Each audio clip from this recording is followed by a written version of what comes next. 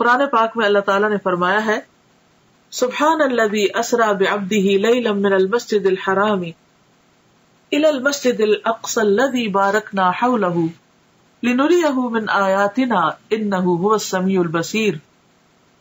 سورۃ بنی اسرائیل آیت نمبر 1.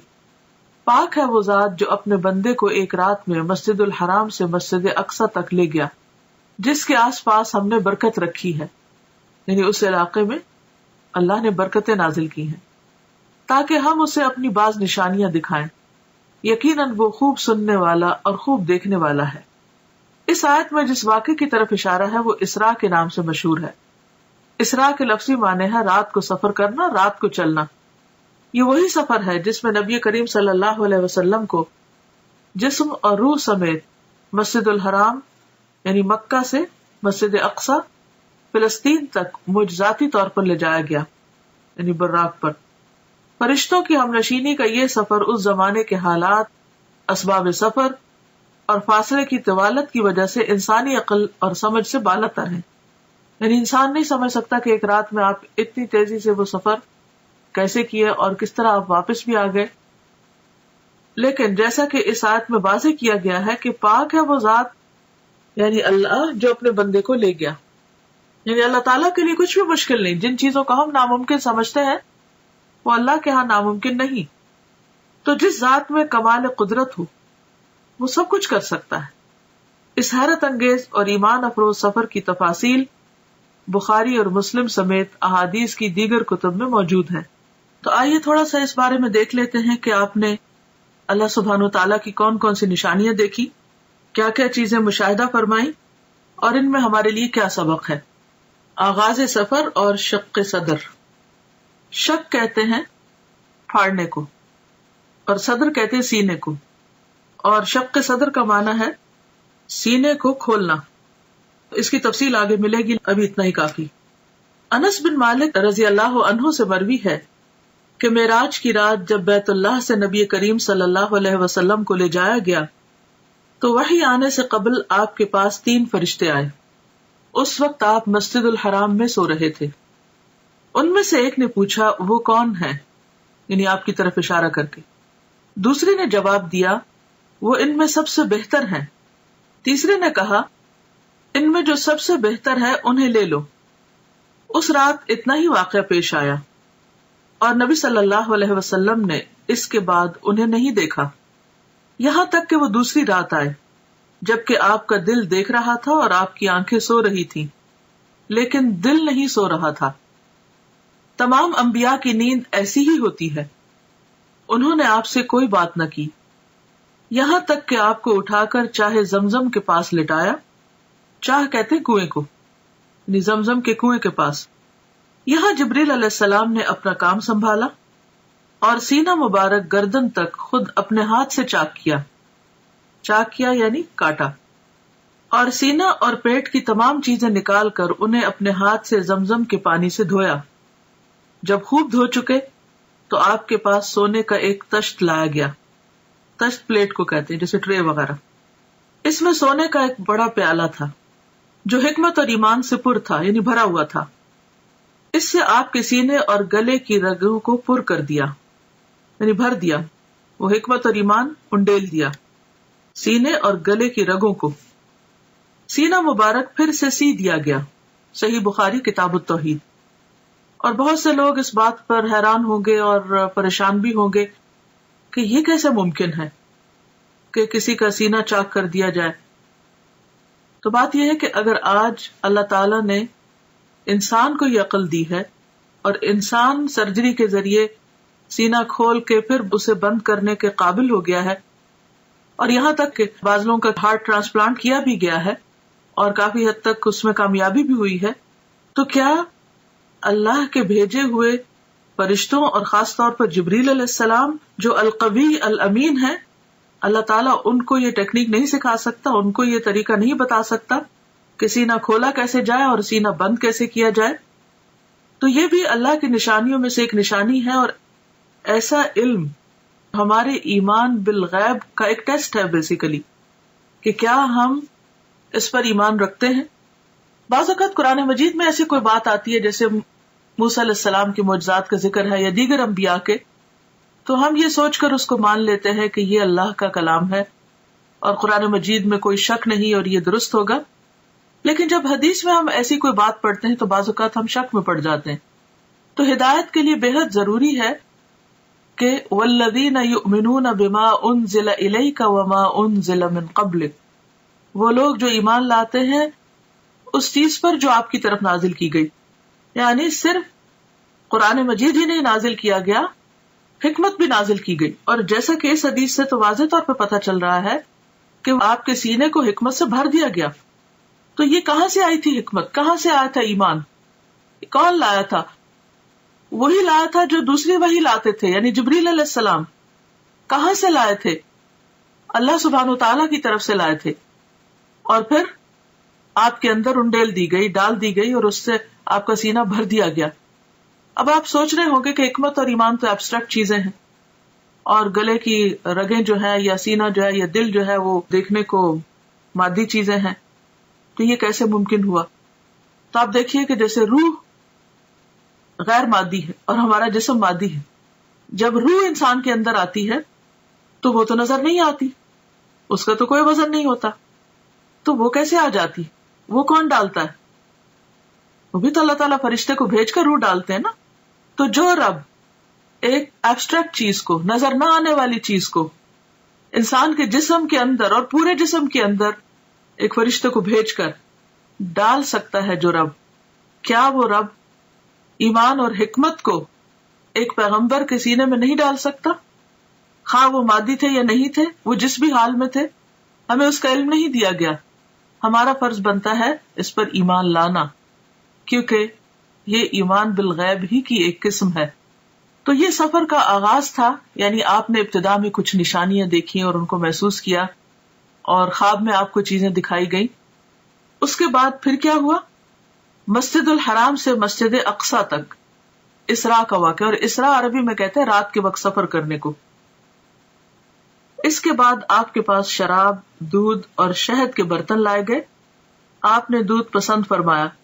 جبریل علیہ السلام نے کہا آپ نے فطرت پائی، آپ کو ہدایت نصیب ہوئی، اور آپ کی امت کو بھی. یہ مسند احمد کی روایت کا حوالہ ہے. یہاں پر آپ دیکھیے کہ آپ صلی اللہ علیہ وسلم براق پر سفر کرتے ہیں، انبیاء کی امامت کرتے ہیں، اور پھر اس کے بعد آپ کی مہمانی کی جاتی اور 3 چیزیں پیش کی جاتی، اور تینوں میں سے آپ دودھ کو پسند کرتے ہیں. تو اس سے یہ پتہ چلتا ہے کہ انسان کے کھانے پینے کی جو چوائس ہوتی ہے وہ اس کی شخصیت کی عکاس ہوتی ہے. اب دنیا میں بھی اگر کوئی شراب کو پسند کرتا ہے تو اس کا مطلب یہ ہے کہ اس کی ایک خاص قسم کی پرسنالٹی. دودھ کو پسند کرنے والے شہد کو پسند کرنا، تو ہر انسان اپنے اپنے مزاج کے مطابق چیزوں کا انتخاب کرتا ہے. اور پھر بعض لوگوں کا انتخاب صرف ان کی اپنی ذات تک نہیں، ان کے خاندان اور پھر خاندان سے آگے بھی لوگوں کو متاثر کرتا ہے. تو خاص طور پر جو لوگ دین کا کام کرنے والے ہیں ان کے لیے بے حد ضروری ہے کہ وہ انبیاء کی سنت کو فالو کریں اپنے کھانے پینے کی چوائس میں بھی. مسجد اقصی سے آسمانوں کی طرف معراج. معراج کا لفظ جو ہے یہ عین را جیم سے ہے. عروج اسی سے ہے جس کا معنی ہوتا ہے بلندی، اور معراج عربی میں سیڑھی کو کہتے ہیں. مسجد اقصی سے آپ کو عالم بالا میں لے جایا گیا. معراج عربی میں سیڑھی کو کہتے ہیں جو اوپر چڑھنے کے لیے استعمال ہوتی ہے. اس نسبت سے سفر کے اس حصے کو بھی معراج کہا گیا ہے. بیشتر مفسرین کے نزدیک سورۃ النجم کی درج ذیل آیات واقع معراج کی دلیل ہیں. سورۃ النجم آیت 13-18 یعنی 13 سے 18 تک. وَلَقَدْ رَآهُ نَزْلَةً أُخْرَى عِنْدَ سِدْرَةِ الْمُنْتَهَى عِنْدَهَا جَنَّةُ الْمَأْوَى إِذْ يَغْشَى السِّدْرَةَ مَا يَغْشَى مَا زَاغَ الْبَصَرُ وَمَا طَغَى لَقَدْ رَأَى مِنْ آيَاتِ رَبِّهِ الْكُبْرَى. اور ایک مرتبہ پھر اس نے سدرۃ المنتہا کے پاس اس کو اترتے دیکھا. کس نے کس کو دیکھا؟ محمد صلی اللہ علیہ وسلم نے جبریل علیہ السلام کو دیکھا. اس کا مطلب یہ کہ آپ سدرۃ المنتہا تک تشریف لے گئے جہاں پاس ہی جنت المأوا ہے. سدرہ کہتے ہیں بیری کے درخت کو. اس وقت سدرہ پر چھا رہا تھا جو کچھ چھا رہا تھا، یعنی نور وغیرہ. اس کی وضاحت یہاں نہیں کی گئی، لیکن مراد یہی ہے. نہ نگاہ چندھیائی نہ حد سے متجاوز ہوئی. یعنی نہ نگاہ چندھیائی، چندھیائی کا مطلب یہ ہے کہ جب ہم مثلا سورج کی طرف دیکھتے ہیں تو ہماری آنکھیں کیسے ہو جاتی ہیں، ایک دم ہم سکویز کرنے لگتے ہیں آنکھوں کو، تو یہ چندھیانا ہوتا ہے، یعنی پوری طرح آنکھ کھول کے نہ دیکھنا. تو نہ نگاہ چندھیائی نہ حد سے متجاوز ہوئی، یعنی جہاں تک دیکھنے کا حکم تھا وہی تک ٹھہری رہی، اس سے آگے نہیں گئی. اور اس نے یعنی محمد صلی اللہ علیہ وسلم نے اپنے رب کی بڑی بڑی نشانیاں دیکھی.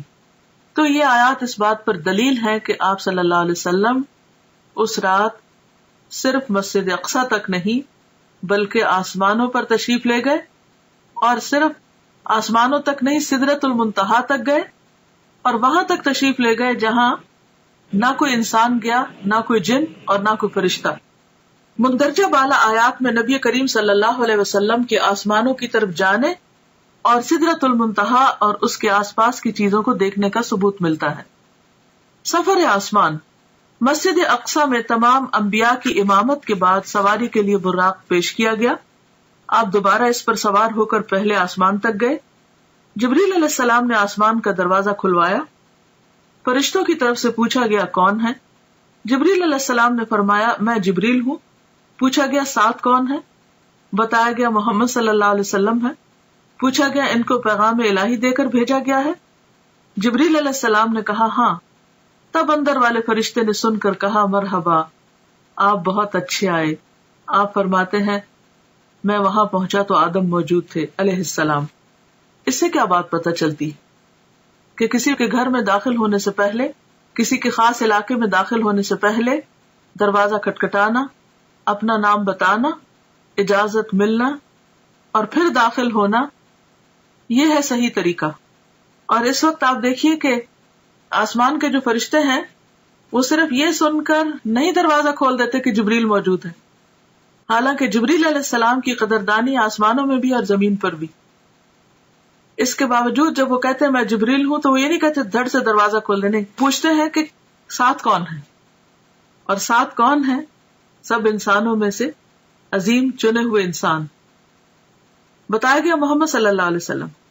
اب اتنا کہنے پر بھی دروازہ نہیں کھلتا. پوچھتے ہیں کہ کیا ان کو پیغام الہی دے کر بھیجا گیا؟ کیا اللہ تعالیٰ نے بلایا ہے؟ جبریل نے کہا ہاں. تب فرشتے نے سن کر کہا مرحبا. اس سے یہ پتہ چلتا ہے کہ فرشتے کس قدر امانت دار ہیں، کس قدر ڈیوٹیفل ہیں. ان کو جو کہا گیا ہے وہی کرتے ہیں. یفعلون ما یؤمرون. اچھا ہمارا حال کیا ہوتا ہے کہ ہم فوراً ایکسائٹمنٹ میں اپنی حدود سے آگے بڑھ جاتے ہیں. اچھا فلاں، بس فلاں کے لیے تو کوئی قید ہی نہیں، کوئی حد ہی نہیں اور کوئی ریسٹرکشن ہی نہیں. دنیا میں آپ دیکھیے کہ جو وی آئی پیز عام طور پر ہوتے ہیں یا مخصوص قسم کے لوگ ہوتے ہیں، بعض اوقات ان کے لیے کوئی قانون نہیں ہوتا اور سمجھتے کہ وہ ہر قانون سے بالا ہے اور وہ جہاں سے چاہے داخل ہو جائے اور جو چاہے کرے. اور اگر کسی کو روکا جائے تو وہ اس کو انا کا مسئلہ بھی بنا لیتا ہے کہ میری بے عزتی کی گئی ہے. لیکن یہاں پر آپ دیکھیے کہ جبریل علیہ السلام بھی اس قانون کی پابندی کرتے ہیں اور بہت آرام کے ساتھ جواب دیتے ہیں، اور پھر جتنا سوال پوچھا جاتا ہے اتنا ہی جواب دیتے ہیں، اور پھر نبی صلی اللہ علیہ وسلم کا تعارف کراتے ہیں، اور اس کے بعد دروازہ کھلتا ہے. جب دروازہ کھلتا ہے تو آپ صلی اللہ علیہ وسلم آدم علیہ السلام کو دیکھتے ہیں. جبریل نے کہا کہ یہ آپ کے باپ آدم ہیں. اس سے پتہ چلتا ہے کہ گائیڈڈ ٹور تھا اور جبریل علیہ السلام ساتھ ساتھ تعارف کرا رہے تھے. تو ہمارے سیکھنے کی بات یہ بھی ہے کہ ہمارے پاس اگر کوئی گیسٹ آئے یا ہم اس کو کوئی ٹور دلوا رہے ہوں تو اس کی رہنمائی بھی کرنی چاہیے کہ وہ کس سے مل رہا ہے، کہاں جا رہا ہے. کیونکہ ہم ازیوم کر لیتے ہیں کہ خود ہی ٹھیک ہے، یا کثر نفسی سے کام لیتے ہیں کہ اچھا اب یہ کیا بتانا، تو یہ جب پوچھیں گے تو ہم بتا دیں گے، تو نہیں پوچھے تو نہ صحیح. اس میں ضروری حد تک معلومات دی جا رہی ہیں اور ساتھ یہ بھی بتایا جا رہا ہے کہ انہیں سلام کیجیے. حالانکہ نبی صلی اللہ علیہ وسلم سے بڑھ کر سلام کرنے والا کون تھا؟ تو نبی صلی اللہ علیہ وسلم فرماتے کہ میں نے انہیں سلام کیا تو آپ نے جواب دیا، یعنی آدم علیہ السلام نے، مرحبا فرزند صالح، نبی صالح، اور آپ کی نبوت کا اقرار کیا. یہ صحیح بخاری کی روایت ہے کتاب التوحید. حالانکہ عمر میں حضور صلی اللہ علیہ وسلم بعد میں آئے، یعنی آپ کے بچوں میں سے، تو بعض اوقات ہم بچوں سے ایکسپیکٹ کرتے ہیں کہ وہ ہمارا ادب کرے اور وہ ہمیں زیادہ اپریشیٹ کرے، لیکن آدم علیہ السلام خود آگے بڑھ کر مرحبا کہتے ہیں اور بہت محبت بھرے کلمات کہتے ہیں، فرزند صالح، نبی صالح، اور پھر آپ کی نبوت کو بھی مانتے ہیں۔ اس سے ایک بہت اچھی بات پتہ چلتی ہے کہ اگر بچے کبھی والدین سے زیادہ ترقی کر جائیں، مرتبے اور مقام میں، اسٹیٹس میں آگے بڑھ جائیں، تو اس صورت میں اس اسٹیٹس کو اکنالج کرنا، اولاد کو اپریشیٹ کرنا، ان کو ان کا مقام دینا، یہ بھی پیغمبرانہ اخلاق میں سے ہے۔ اور اس میں آپ دیکھیں کہ وہ انہیں صالح کہہ کے پکارتے ہیں، نیک۔ یہ کوئی خوشامد نہیں تھی یا کوئی جھوٹی تعریف نہیں تھی۔ اگر کسی کے اندر کوئی خوبی ہے تو اس خوبی کا ذکر کر دینا اخلاص کے ساتھ، اچھے آسن انداز میں، دوسرے کو اچھے لقب سے پکارنا، یہ بھی ایک بہترین اخلاق ہے۔ بعض اوقات جب کوئی چھوٹا ہوتا ہے نا عمر میں ہم سے، تو خواہ مرتبے میں بڑا بھی ہو تو ہم صرف نام لے لے کے پکارتے ہیں، یہ ظاہر کرنے کے لیے کہ ہم عمر میں بڑے ہیں یا ہم کسی بھی اعتبار سے بڑے ہیں، اور یہ تو چھوٹا ہے، اگر اس کے اندر کوئی خوبی ہے بھی تو بھی اس کو اکنالج نہیں کرتے۔ مثلاً بعض اوقات ایسا ہوتا ہے کہ آپ کا کوئی شاگرد بہت ترقی کر جاتا ہے، علم حاصل کر کے بڑے مرتبے پہ پہنچ جاتا ہے، تو اب آپ اس کو یہ نہ سوچیں کہ چونکہ یہ میرا شاگرد ہے اس لیے زندگی بھر یہ میرے سے کم ہی رہے گا، نہیں، وہ آپ سے زیادہ بھی آگے جا سکتا ہے۔ تو ایسی صورت میں اس کے علم کو، اس کے تقویٰ کو یا کسی بھی چیز کو اکنالج کرنا جو ہے یہ بھی ضروری ہوتا ہے۔ ایک اور روایت ہے کہ آپ نے آسمان دنیا میں ایک بزرگ شخص کو بیٹھے دیکھا جس کے دائیں اور بائیں صرف کچھ صورتیں نظر آئیں۔ دائیں طرف دیکھتے تو وہ بزرگ ہنستے اور بائیں طرف دیکھتے تو روتے۔ میں نے جبریل سے پوچھا یہ کون ہے؟ تو جواب دیا گیا آدم ہے۔ یہ دوسری روایت میں آتا ہے۔ یہ دائیں جانب والی اور بائیں جانب والی صورتیں ان کی اولاد ہیں۔ دائیں طرف رائٹ ہینڈ والے جنتی ہیں اور بائیں طرف والے دوزخی ہیں، اس لیے ایک طرف دیکھ کر ہنستے ہیں اور دوسری طرف دیکھ کر روتے ہیں۔ یہ صحیح بخاری کی روایت ہے۔ نبی کریم صلی اللہ علیہ وسلم فرماتے ہیں جبریل مجھے لے کر آگے بڑھے اور دوسرے آسمان تک پہنچے، پھر اسی طرح سوال و جواب ہوئے۔ وہاں مجھے عیسیٰ اور یحییٰ علیہ السلام ملے جو باہم خالہ زاد بھائی بھی ہیں۔ جبریل علیہ السلام نے کہا یہ یحییٰ اور عیسیٰ علیہ السلام ہیں، انہیں سلام کیجیے۔ میں نے سلام کیا، دونوں نے جواب دیا، پھر کہا مرحبا برادر صالح اور نبی صالح، اور آپ کی نبوت کا اقرار کیا۔ پھر اسی طرح ان سے کچھ باتیں ہوئیں۔ صحیح بخاری کی روایت ہے۔ اس سے پتہ چلتا ہے کہ جس آسمان پہ بھی آپ جا رہے تھے وہاں سلام دعا ہو رہی تھی، اور یہی ہم مسلمانوں کا بھی شعار اور طریقہ ہونا چاہیے کہ جس سے بھی ملے تو پہلی چیز سلام دعا۔ اس کے بعد مجھے لے کر تیسرے آسمان کی طرف چڑھے اور دروازہ کھلوایا۔ پوچھا گیا کون؟ جبریل نے کہا میں ہوں۔ پوچھا گیا تمہارے ساتھ کون ہے؟ انہوں نے کہا محمد صلی اللہ علیہ وسلم۔ پوچھا گیا ان کے پاس پیغام الہی دے کر بھیجا گیا ہے؟ جبریل علیہ السلام نے کہا ہاں۔ فرشتوں نے یہ سن کر کہا مرحبا، آپ بہت اچھے آئے۔ دروازہ کھولا گیا، وہاں پہنچے تو دیکھا کہ وہاں یوسف علیہ السلام موجود ہے۔ جبریل علیہ السلام نے کہا یہ یوسف علیہ السلام ہے، سلام کہیے۔ میں نے سلام کیا، انہوں نے جواب دیا۔ انہوں نے کہا مرحبا برادر صالح اور نبی صالح، اور آپ کی نبوت کا اقرار کیا۔ ایک اور روایت میں ہے کہ آپ صلی اللہ علیہ وسلم نے فرمایا میں نے یوسف علیہ السلام کو دیکھا، اللہ نے حسن کا آدھا حصہ ان کو دیا تھا۔ صحیح مسلم کتاب الایمان۔ اس کے بعد جبریل علیہ السلام مجھے لے کر آگے بڑھے، چوتھے آسمان پر اسی طرح سوال و جواب ہوئے۔ ادریس علیہ السلام وہاں موجود تھے، سلام دعا ہوئی۔ انہوں نے بھی اسی طرح برادر صالح اور نبی صالح کہہ کر مرحبا کہا اور آپ کی نبوت کا اقرار کیا۔ برادر بھائی کو کہتے ہیں فارسی میں۔ اس کے بعد جبریل علیہ السلام پانچویں آسمان تک آگے بڑھے، وہاں بھی اسی طرح سلام دعا ہوئی۔ ہارون علیہ السلام وہاں موجود تھے، انہوں نے بھی نبی صالح برادر صالح کہہ کر مرحبا کہا اور آپ کی نبوت کا اقرار کیا۔ اس کے بعد آگے چھٹے آسمان تک چڑھے، دروازہ کھلوایا گیا اور اسی طرح سوال و جواب اور مرحبا کہا اور آپ کی نبوت کا اقرار کیا۔ یہاں پر موسیٰ علیہ السلام تھے، آپ انہیں چھوڑ کر آگے بڑھے تو وہ رونے لگے۔ پوچھا آپ کے رونے کی کیا وجہ ہے؟ انہوں نے کہا میں اس لیے روتا ہوں کہ یہ نوجوان پیغمبر نبی صلی اللہ علیہ وسلم میرے بعد مبعوث ہوئے، ان کی امت کے لوگ میری امت کے لوگوں سے زیادہ تعداد میں جنت میں جائیں گے. یعنی انہیں اپنی امت کا فکر تھا اور وہ ان کے غم میں ایک طرح سے رو رہے تھے. یہ نہیں کہ انہیں نبی صلی اللہ علیہ وسلم کو زیادہ خیر ملنے پر حسد کا شکار ہو کر رونا دھونا شروع کر دیا. اور اس سے یہ بھی پتہ چلتا ہے کہ جب انسان کسی کے اندر کوئی خوبی اور بھلائی دیکھتا ہے تو اس وقت وہ تمنا کرتا ہے کہ اس کے پاس بھی خوبی اور بھلائی ہو. لیکن یہاں آپ دیکھیں کہ موسیٰ علیہ السلام اپنی ذات نہیں اپنی امت کی فکر کر رہے ہیں, اور یہ امت کی خیرخواہی اور لوگوں کی خیرخواہی جو ہے یہ انبیاء کی سرشت میں ہوتی ہے. اس کے بعد 7ویں آسمان پر پہنچے اور دروازہ کھلوایا. پوچھا گیا کون؟ میں نے کہا جبریل ہوں. پوچھا گیا تمہارے ساتھ کون ہے؟ انہوں نے کہا محمد صلی اللہ علیہ وسلم ہے. پوچھا گیا ان کے پاس پیغام الہی دے کر بھیجا گیا؟ اس سے پتہ چلتا ہے کہ ہر آسمان کے فرشتے نے ایسا ہی کیا. جبریل علیہ السلام نے کہا ہاں. فرشتوں نے یہ سن کر کہا مرحبا, آپ بہت اچھے آئے. جب میں وہاں پہنچا تو ابراہیم علیہ السلام کو موجود پایا. جبریل علیہ السلام نے کہا یہ آپ کے جد امجد ابراہیم علیہ السلام ہیں, انہیں سلام کہیے. میں نے انہیں سلام کیا. انہوں نے جواب دیا اور فرمایا مرحبا, فرزند صالح, نبی صالح, اور بیٹا کہہ کر پکارا. آپ کی نبوت کا اقرار کیا.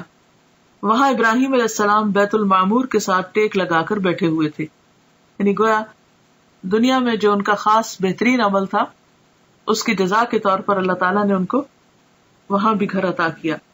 سیدنا ابن عباس سے مروی ہے کہ آپ ایک ایسے مقام پر پہنچے جہاں پر جبریل علیہ السلام نے آپ کا ساتھ چھوڑ دیا. تو اس پر آپ نے فرمایا ایسے مقام پر کوئی دوست اپنے دوست کو نہیں چھوڑتا, آپ میرا ساتھ کیوں چھوڑ رہے ہیں؟ جبریل علیہ السلام نے فرمایا اگر میں اس مقام سے آگے بڑھوں تو نور سے جل جاؤں گا. سنن بہقی کی روایت ہے. اس کے بعد آپ کو سدرۃ المنتہا تک لے جایا گیا.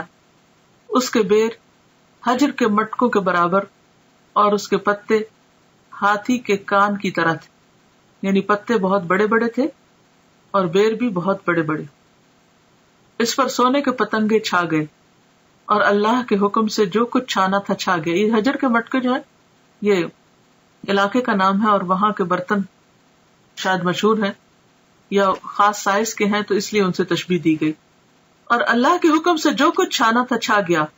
اس سے وہ سدرہ بیری کا درخت تبدیل ہو کر اتنا خوبصورت ہو گیا کہ اللہ کی کوئی مخلوق اس کا حسن بیان کرنے کی تاب نہیں رکھتی.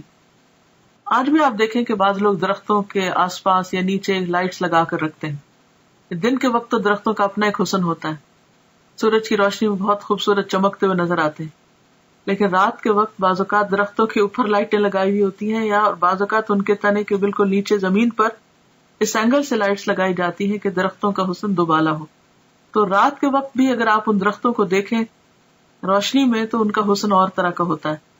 تو یہاں پر یہ ہے کہ وہ جو بیری کا درخت تھا اس پر بھی خاص قسم کا نور اور روشنی اسے بے حد خوبصورت بنا رہی تھی. اس وقت اللہ تعالیٰ نے اپنے بندے کو وحی فرمائی اور آپ پر اور آپ کی امت پر 50 وقت کی نمازیں فرض کی. واپس آتے ہوئے موسیٰ علیہ السلام سے آپ کی ملاقات ہوئی تو دریافت کیا کہ آپ کو کیا حکم ملا. آپ نے جواب دیا ایک دن رات میں مجھ پر اور میری امت پر 50 نمازیں فرض کی گئی. موسیٰ علیہ السلام نے کہا آپ کی امت ایک دن رات میں 50 نمازیں نہ پڑھ سکے گی. میں بنی اسرائیل کا خوب تجربہ کر چکا ہوں. آپ کمی کی درخواست لے کر اپنے رب کے پاس جائیں. موسیٰ علیہ السلام کے فرمانے پر آپ اللہ کے پاس واپس گئے اور کمی کی درخواست کی. اللہ تعالیٰ نے آپ کی درخواست کو قبول فرما کر 10 نمازوں کی تخفیف فرمائی. اس کے بعد آپ موسیٰ علیہ السلام کے پاس آئے تو انہوں نے پوچھا کیا ہوا. آپ نے کہا کہ 10 نمازوں کی کمی کر دی گئی. یہ سن کر موسیٰ علیہ السلام نے فرمایا اب پھر واپس جائیے اور تخفیف یعنی کمی کی درخواست کیجیے. آپ واپس گئے اور اللہ تعالیٰ سے تخفیف کی درخواست کی. اللہ تعالیٰ نے اس کے بعد 10 نمازوں کی کمی کر دی. یوں آپ کی موسیٰ علیہ السلام اور اللہ تعالیٰ کے درمیان آمد و رفت جاری رہی, یعنی بیک اینڈ فورتھ آتے جاتے رہے, یہاں تک کہ اللہ تعالیٰ نے 5 نمازیں کر دی. اس کے بعد آپ پھر واپس آئے تو موسیٰ علیہ السلام نے کہا جاؤ اور کمی کراؤ. آپ نے کہا اب مجھے شرم آتی ہے, جو اللہ تعالیٰ نے فرض کیا ہے اس پر راضی ہوں.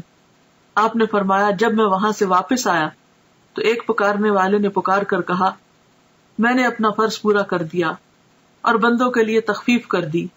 یہ 5 نمازیں اجر میں 50 کے برابر ہوں گی. بخاری. اس سے ایک اور بات یہ بھی پتہ چلتی ہے کہ بعض اوقات کوئی حکم آتا ہے, کوئی پالیسی بنتی ہے یا کوئی ایسا قانون پاس ہوتا ہے جو عوام کے لیے بہت مشکل ہو سکتا ہے، تو جو بھی شخص یا جو بھی انسان یہ سمجھتا ہو کہ یہ لوگوں کے لیے بھاری ہوگا یا مشکل ہو، تو وہ ان کے حق میں سفارش کر کے بات کر سکتا ہے. یہاں پر آپ دیکھیے کہ نبی صلی اللہ علیہ وسلم اللہ تعالی کا حکم آنے کے بعد اس میں تخفیف کی درخواست کر رہے ہیں اور موسیٰ علیہ السلام سفارش کر رہے ہیں. تو اس سے ایک تو ہم موسیٰ علیہ السلام کے بہت مرہون منت ہیں کہ انہوں نے ہمارا بہت خیال کیا، ورنہ ہم جو 5 نہیں پڑھتے تو 50 کہاں پڑھتے، تو کس قدر مشکل ہوتی. اور پھر دوسری طرف یہ ہے کہ نبی صلی اللہ علیہ وسلم بھی اللہ سبحانہ تعالیٰ کے پاس جا کر بار بار عرض کرتے ہیں، اور اللہ سبحانہ تعالیٰ اپنے بندوں پر اس قدر مہربان ہے کہ 5 کرنے کے باوجود اجر 50 ہی کا رکھا. یہ ہے اس کی رحمت. دنیا میں کوئی بادشاہ ایسی عنایت نہیں کر سکتا کہ اگر کسی کو 50 گھنٹے کے لیے ہائر کیا ہے اور وہ 5 گھنٹے کام کرنا چاہے تو اجرت 50 گھنٹے کی دے. اس کے علاوہ چند اور مشاہدات دیگر کتب میں مذکور ہیں. سورۃ البقرہ کی آخری 2 آیات بھی عرش کے خزانے سے عطا کی گئیں، یعنی اسی موقع پر جب نمازوں کا حکم دیا گیا. نہر کوثر اور جنت کا مشاہدہ. سدرۃ المنتہا پر بہت سے عجائبات کا مشاہدہ کرنے کے بعد رسول اللہ صلی اللہ علیہ وسلم نے فرمایا، پھر مجھے جنت میں لے جایا گیا تو میں نے وہاں دیکھا کہ موتیوں کے قبے ہیں اور اس کی مٹی کستوری ہے. کستوری خوشبو کا نام ہے جو ہرن کی ناف سے نکلتی ہے، بہترین قیمتی قسم کی خوشبو ہے. تو یعنی مٹی سے بھی خوشبو آ رہی تھی. مٹی کی دنیا میں بھی خوشبو ہوتی ہے نا، لیکن وہاں کی خوشبو کستوری جیسی تھی. جنت میں آپ نے نہر کوثر کا مشاہدہ فرمایا. حضرت انس سے روایت ہے کہ نبی کریم صلی اللہ علیہ وسلم نے فرمایا، میں ایک نہر پر آیا، اس کے دونوں کنارے موتیوں اور قبوں کے تھے، یعنی چھوٹے چھوٹے جیسے پرلز کے چھوٹے چھوٹے ڈیونز تھے. میں نے پوچھا جبریل علیہ السلام یہ کیا ہے؟ جبریل علیہ السلام نے کہا یہ کوثر ہے. صحیح بخاری. یعنی آپ کو وہ نہر جو عطا کی گئی، انا اعطیناک کل کوثر کہہ کر، وہ بھی آپ کو دکھائی گئی. ابراہیم علیہ السلام کو امت محمد صلی اللہ علیہ وسلم کے نام خصوصی پیغام. ابن مسعود بیان کرتے ہیں کہ رسول اللہ صلی اللہ علیہ وسلم نے فرمایا، معراج کی رات میری ملاقات حضرت ابراہیم علیہ السلام سے ہوئی. انہوں نے کہا، اے محمد صلی اللہ علیہ وسلم، اپنی امت کو میری طرف سے سلام کہیے. تو ہم سب کو کیا کہنا چاہیے؟ وعلیکم السلام. اور ان کو بتائیے کہ جنت کی مٹی بڑی عمدہ ہے، اس کا پانی میٹھا ہے، لیکن وہ چٹیل میدان ہے، یعنی اس میں کچھ اگانے کی ضرورت ہے. اور اس کی کاشتکاری سبحان اللہ والحمد للہ ولا الہ الا اللہ واللہ اکبر ہے. اللہ پاک ہے اور تمام تعریف اللہ ہی کے لیے ہے، اس کے سوا کوئی الہ نہیں اور اللہ سب سے بڑا ہے. جامع الترمذی. تو اس سے کیا پتہ چلتا ہے کہ ہمیں کثرت کے ساتھ اللہ کا ذکر کرتے رہنا چاہیے تاکہ جنت خوب ہری بھری ہو جائے. دنیا میں پودے لگانے کے، خاص طور پر جن لوگوں کو گارڈننگ کا شوق ہوتا ہے، وہ کبھی راضی ہوتا ہی نہیں. ایک کے بعد ایک قسم کا پودا، یہاں بھی جگہ خالی ہے، اس کونے میں یہ لگ جائے، یہاں بڑا درخت لگ جائے، یہاں چھوٹا لگ جائے. تو یہ امیجن کیا کریں دنیا کے، آج کل تو ویسے بھی سمر ہے اور ہر طرف پھل پھول لگے ہوئے ہیں، تو اسے دیکھ کر ہمیشہ جنت کا سوچا کریں کہ کتنی گرینری چاہیے، کیسا باغ چاہیے. پھر آپ دیکھ لیجئے کہ کتنا ذکر کرنا ہے. غیبت کرنے والوں کا انجام بد، یعنی جہاں آپ نے اچھی اچھی چیزیں دیکھی وہاں پر آپ نے جہنم کے کچھ نظارے بھی دیکھے. انس رضی اللہ عنہ سے روایت ہے کہ رسول اللہ صلی اللہ علیہ وسلم نے فرمایا، معراج کے موقع پر میرا گزر ایسے لوگوں کے پاس سے ہوا جن کے ناخن پیتل کے تھے، براس کے. وہ اپنے چہروں اور سینوں کو نوچ رہے تھے. میں نے پوچھا جبریل علیہ السلام یہ کون لوگ ہیں؟ جبریل نے کہا یہ وہ لوگ ہیں جو لوگوں کا گوشت کھایا کرتے تھے اور ان کی غیبت کرتے تھے، یعنی دوسروں کو بدنما کرتے، دوسروں کے عزت پر حملہ کرتے، اور آج ان کی اپنی شکل جو ہے وہ خود بگاڑ رہے ہیں. بے عمل خطباء کا عبرتناک انجام. انس رضی اللہ عنہ سے روایت ہے کہ رسول اللہ صلی اللہ علیہ وسلم نے فرمایا، میں نے معراج کی رات کچھ لوگوں کو دیکھا کہ ان کے منہ آگ کی کینچیوں سے کاٹے جا رہے ہیں. میں نے پوچھا جبریل یہ کون لوگ ہیں؟ جبریل نے کہا یہ آپ کی امت کے وہ خطیب ہیں، سپیکرز ہیں جو لوگوں کو تو بھلائیوں کا حکم دیتے ہیں اور خود ان پر عمل نہیں کرتے، حالانکہ وہ کتاب بھی پڑھتے ہیں بس وہ نہیں سمجھتے. یہ شرح السنہ کی روایت ہے. یعنی دوسروں کو نصیحت اور خود میاں فضیحت، اوروں کو نیکی کا حکم دینا اور خود اس پر عمل نہ کرنا. یہ بھی ایک بہت سیریس میٹر ہے. جب ہم کسی کو بھی کچھ کہنے جا رہے ہوں تو اپنے آپ کو بھی ضرور ساتھ ساتھ شامل کر لیں. بیان اسراء اور معراج پر اہل مکہ کا رد عمل. اسی رات نبی کریم صلی اللہ علیہ وسلم واپس مکہ تشریف لائے. مولانا ظفر علی خان نے کیا خوب کہا ہے، زنجیر بھی ہلتی رہی بستر بھی رہا گرم، ایک پل میں سر عرش گئے آئے محمد صلی اللہ علیہ وسلم. یعنی آپ ایک ہی رات میں آسمان پہ جا کے واپس آ گئے، اور یہ سب کچھ معجزانہ طور پر ہوا، اور یہ بھی اللہ کی قدرت اور اللہ کی عظمت کی دلیل ہے کہ وہ جو چاہے کرے. اگلی صبح آپ نے قوم کو گزشتہ رات کے بارے میں بتایا. صحیح مسلم میں ہے کہ اللہ کے رسول صلی اللہ علیہ وسلم نے فرمایا، معراج کا یہ واقعہ جب میں نے مشرکین مکہ کو سنایا تو انہوں نے اس کی تردید اور تکذیب کی. کسی نے تالیاں بجائیں، کسی نے تعجب اور انکار کے ساتھ ہاتھ اپنے سر پہ رکھ لیا. کچھ لوگ ابو بکر کے پاس گئے اور انہیں اس کی خبر دی. وہ ایک پیکر صدق و ایمان تھے. کہنے لگے، اگر یہ بات آپ صلی اللہ علیہ وسلم نے فرمائی ہے تو سچ فرمائی ہے. لوگوں نے کہا، آپ بھی ان کی تصدیق کرتے ہیں؟ آپ نے جواب دیا، میں تو اس سے بھی بڑی بات پر آپ کی تصدیق کرتا ہوں. آسمان سے صبح و شام جو خبر آتی ہے میں اس میں بھی آپ کو سچا مانتا ہوں. اسی پر ان کا لقب صدیق ٹھہرا. اب دیکھیں کہ جہاں یہ اتنا بڑا اعزاز تھا اور آپ نے اتنا کچھ دیکھا، وہاں اس کا ذکر اتنی شدید مخالفت اور لوگوں کے اندر شکوک و شبہات کا ذریعہ بن گیا. گویا ان کا ایک امتحان تھا. اور اس موقع پر جو حقیقی معنی میں ایمان لانے والے تھے، جن کے رہنما ابو بکر صدیق ہیں، انہوں نے اپنے عمل سے آپ صلی اللہ علیہ وسلم کی اس فعل کی تصدیق کی اور صدیق کا لقب پایا. حقیقی ایمان وہی ہے جو ہر طرح کے شک و شبہ سے بالا ہو. دین کے بارے میں، کسی قرآن کی آیت کے بارے میں یا حدیث کے بارے میں یا پیغمبر صلی اللہ علیہ وسلم کے کسی عمل کے بارے میں کوئی بات اگر آپ کو اپنی عقل سے بالا لگے اور سمجھ نہ آئے تو اس موقع پر فوراً یہ سوچا کریں کہ جس رب نے آسمان بنایا، زمین بنائی، سب کچھ بنایا، اس کے لیے کون سا کام مشکل ہے. تو شک کی کوئی گنجائش رہتی نہیں. شکوک و شبہات جو ہے یہ منافقت کو جنم دیتے ہیں. اور جب شک آنے لگے تو یہ آیت بھی پڑھا کرے، اف اللہ شک فاطر السماوات والارض، اف اللہ شک، کیا اللہ کے بارے میں شک جس نے آسمان و زمین کو پھاڑا، یعنی یہ اکٹھے تھے پھر ان کو الگ الگ کیا، یعنی جس نے اتنا بڑا کام کیا، کیا اس کی ذات میں یا اس کے احکامات میں یا اس کے کسی بھی کارنامے میں یا قدرت میں شک کیا جا سکتا ہے؟ ہرگز بھی نہیں. اظہار ثانی اور بے یقینی کے جذبات سے مغلوب کفار نے آپ کا امتحان لینے کی ٹھانی. بات یہ ہے کہ ہر نعمت کے ساتھ ایک آزمائش ہوتی. پوچھا کہ بیت المقدس کیسا ہے اور اس کی علامتیں کیا ہیں. صحیح مسلم میں آپ کا ارشاد نقل ہے کہ اللہ تعالیٰ نے بیت المقدس میرے سامنے ظاہر فرما دیا، اور جو باتیں اور نشانیاں مشرکین دریافت کرتے میں دیکھ دیکھ کر بتاتا جاتا. آپ کو کچھ بھی نہیں بھولا. یوں آپ کی تردید اور تکذیب کا جو جذبہ لیا ہے اس کی یکسر نفی ہو گئی، لیکن نہ ماننے والے پھر بھی نہ مانے. یہی کہہ سکے کہ جہاں تک اوصاف کا تعلق ہے تو آپ نے بالکل ٹھیک ٹھیک بیان کیے ہیں. آپ نے کچھ اور باتیں بھی بتائیں اور بعد میں آنے والے قافلوں سے ان کی تصدیق ہو گئی. اس طرح زبانیں بند ہو گئیں، مگر دل یہی سوچتے رہے کہ یہ کیسے ہو سکتا ہے. اب بھی بہت سے لوگ یہی سوچتے ہیں کہ یہ کیسے ہو سکتا ہے، حالانکہ اللہ تعالیٰ تو ہر چیز پہ قادر ہے، اور جب وہ کسی بات کا ارادہ کر لیتا ہے تو اسے صرف کن ہو جا کہنے کی ضرورت ہوتی ہے.